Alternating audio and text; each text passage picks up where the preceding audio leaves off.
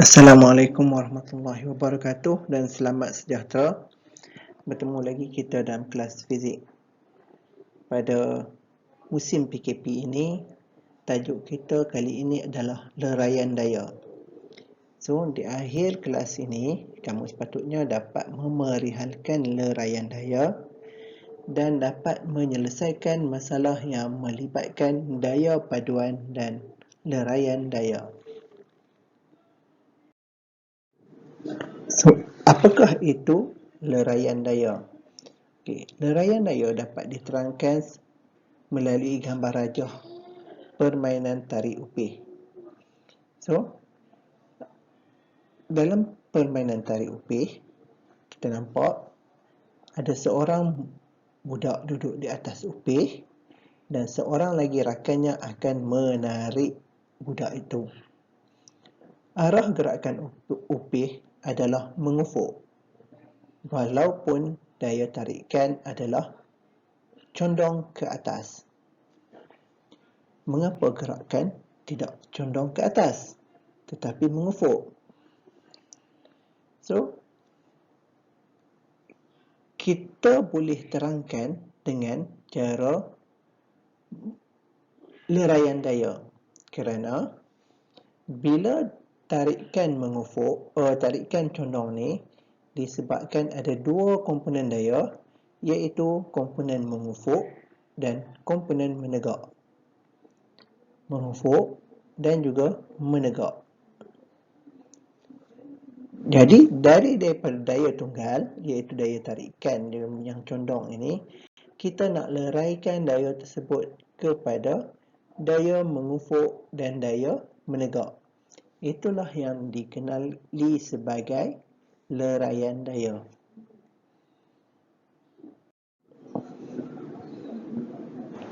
Penerangan mengikut gambar rajah adalah seperti rajah 1.14.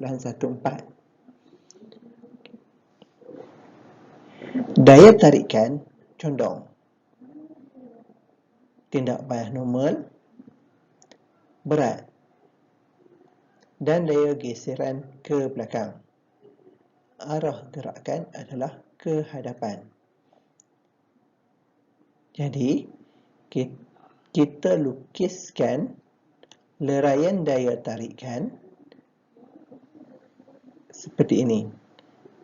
Daya tarikan condong, kita leraikan kepada arah gerakan ke hadapan dan juga ke atas. Jadi, ke atas merupakan komponen menegak daya tarikan dan ke kanan, ke mengufuk adalah daya tarikan. Jadi, daya tarikan dileraikan kepada dua komponen yang berserenjang, yang mengufuk dan juga yang menegak. So, komponen yang menegak adalah untuk mengimbangi berat. Jadi, dia mesti sama dengan normal.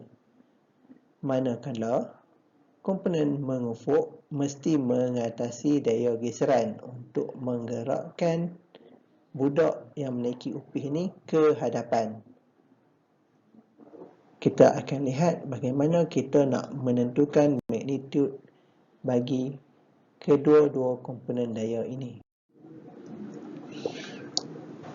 Sebagai contoh, dalam gambar rajah 1.15, daya F bertindak secara mengufuk ke atas satu bongkah dengan sudutnya adalah theta.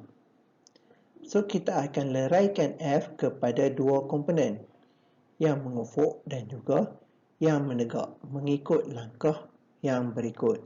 Hanya ada dua langkah. Okey, untuk untuk menghitung nilai magnitude bagi komponen mengufuk dan menegak, yang pertamanya kita lukiskan segi empat seperti dalam gambar rajah. Kemudian, kita hitungkan magnitude bagi komponen dengan rumusnya Fx adalah komponen mengufuk, sama dengan F cos theta. Manakala bagi magnitude komponen menegak Fy sama dengan F sin theta. Ini dapat diterangkan secara trigonometri. Kita tengok gambar rajah di bawah. Okey, segi tiga pertama ACD untuk komponen mengufuk. Kedudukan theta adalah di bahagian A. Untuk mencari Fx, Fx adalah bersebelahan dengan theta. Jadi kita nak mencari Fx, kita ada bersebelahan dan kita ada force iaitu hypotenuse. Jadi rumus yang digunakan adalah cos theta. Jadi untuk mencari komponen magnitude bagi komponen mengufuk, kita gunakan cos theta iaitu bersebelahan per dengan hypotenuse.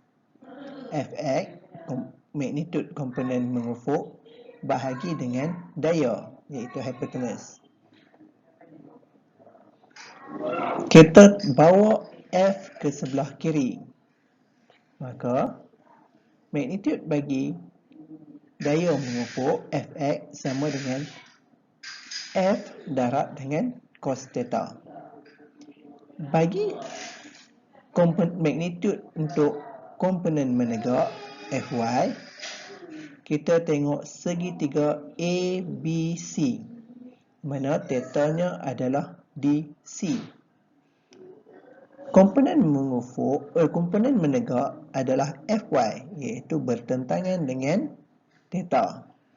Jadi kita ada yang bertentangan dan juga hypotenuse. Jadi rumus yang digunakan adalah sin theta. Sin theta sama dengan komponen menegak Fy bahagi dengan force. Bawa force ke sebelah kiri, daya, maka komponen menegak Fy sama dengan F darab dengan sin theta. Itu adalah penerangan secara trigonometri. Okey, contoh masalah yang melibatkan daya paduan dan leraian daya. Contoh ini ada di dalam buku teks kamu di muka surat 15. Kita tengok contoh yang pertama. Rajah 1.19 menunjukkan satu bongkah kayu yang ditarik oleh daya T yang mencondong pada sudut 30 darjah di atas permukaan mengufuk. Jadual 1.5 menunjukkan magnitude daya yang bertindak ke atas bongkah. So, daya tarikan adalah sebanyak 36 Newton, berat adalah sebanyak 24 Newton, tindak balas normal 6 Newton, manakala daya geseran ialah 20 Newton. Hitungkan magnitude bagi komponen mengufuk dan komponen menegak bagi tarikan T. Tentukan magnitude dan arah daya paduan yang bertindak ke atas bongkah dan berapakah pecutan bongkah jika jisimnya adalah 2.4 kg.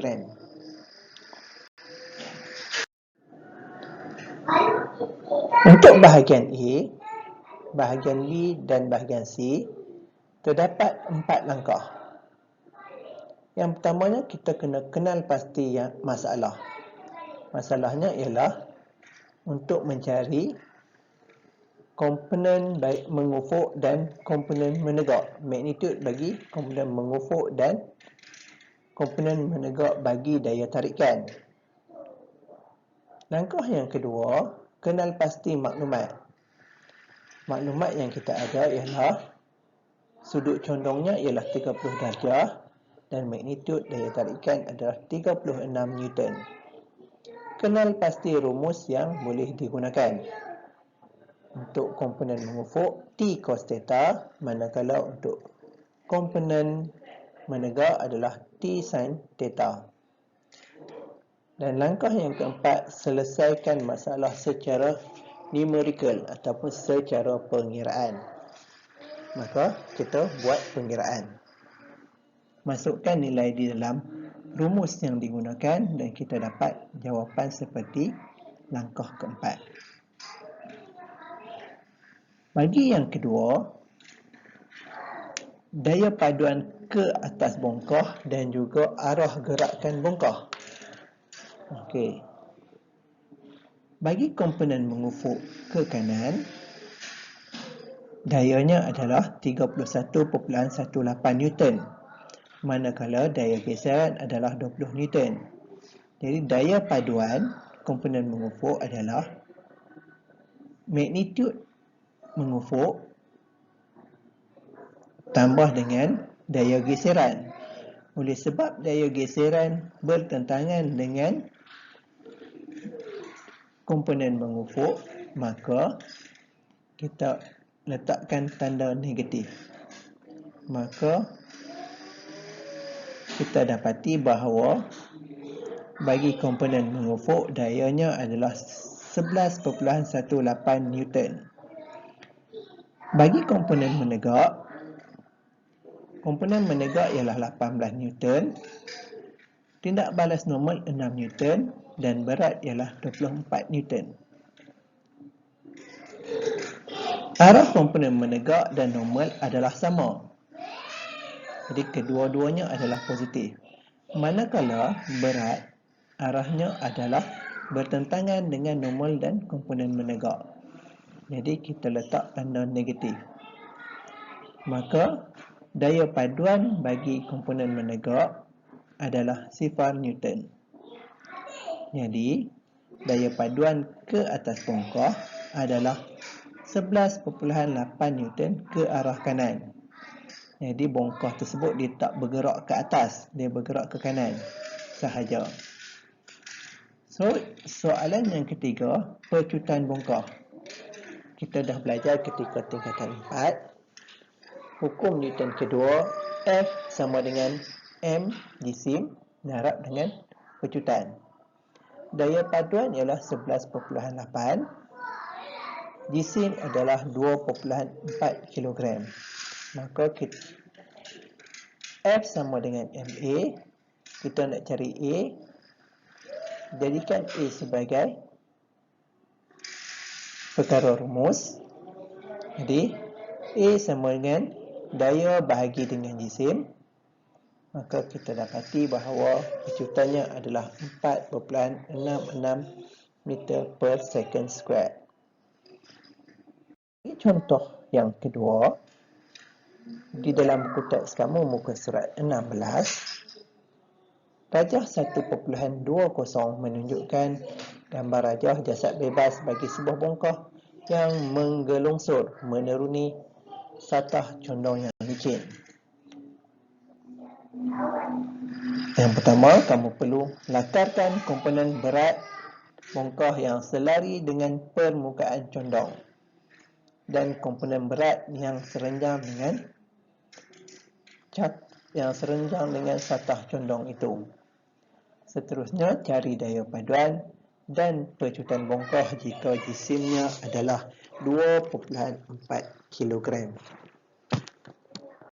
Okey, sama seperti tadi, 4 langkah yang pertama. Bagi bahagian A, lukisan, maka tindak balas normal.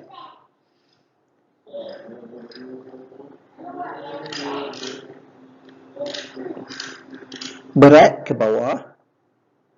Kemudian kita kena buat berserenjang. So, WY dan WX. Ini ialah maklumat yang kita ada.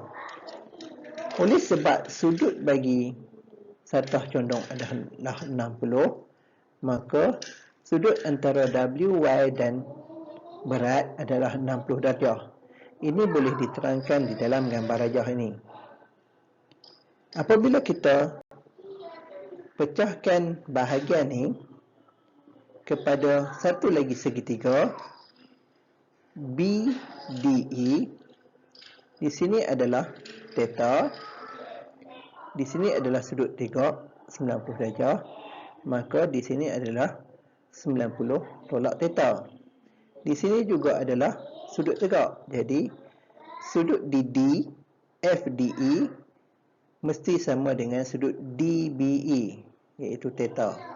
Jadi sudut di sini 60, sudut di sini juga mesti 60 darjah. Kita menggunakan rumus yang sama, F sin theta dan juga F cos theta. Bagi komponen Y, kita gunakan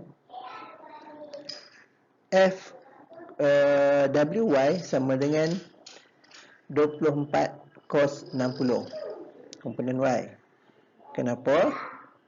Kita ada sisi yang bersebelahan dan juga hypotenuse.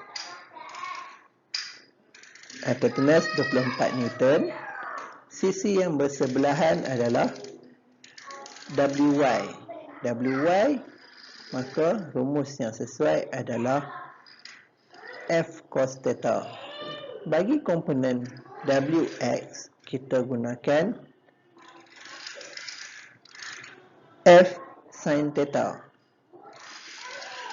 yang mana sudut di sini adalah 60 darjah, maka kita ada nilai hypotenuse 24 Newton dan kita nak cari nilai yang bertentangan dengan theta, iaitu WX. Jadi paduan daya yang berserenjang dengan satah condong, ini satah condong, ini berserenjang. So yang berserenjang adalah WY ialah 12 Newton tolak tindak balas normal 12 Newton sama dengan 0 Newton. Jadi daya paduannya adalah pergerakan meneruni satah condong, iaitu 20.78 Newton.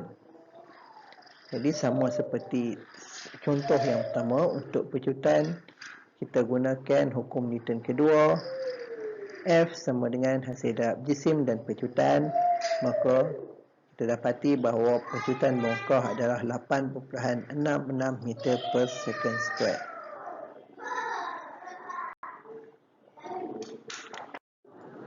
Untuk murid-murid, apa yang perlu kamu lakukan ialah membuat latihan praktis formatif 1.2 yang berada di muka surat 17 buku teks kamu. Sebarang soalan bolehlah tanya pada cikgu melalui aplikasi Telegram ataupun WhatsApp.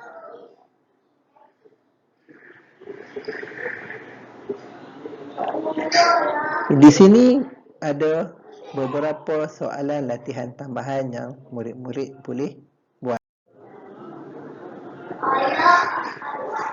Soalan yang pertama, cari nilai bagi FY dan juga FX. Sama juga untuk soalan yang kedua, cari nilai bagi FY dan juga FX, iaitu komponen mencancang dan komponen mengufur. Latihan tambahan yang kedua, yang berikutnya, soalan 3. Kira komponen daya mengufur Fx. Kira pecutan troli bergerak dan nyatakan kenapa troli tidak bergerak dalam arah Fy. Bagi soalan yang keempat, murid-murid perlu melabelkan arah daya, komponen daya Fx dan komponen daya Fy. Kemudian kira magnitud daya Fx dan daya Fy. Soalan yang kelima,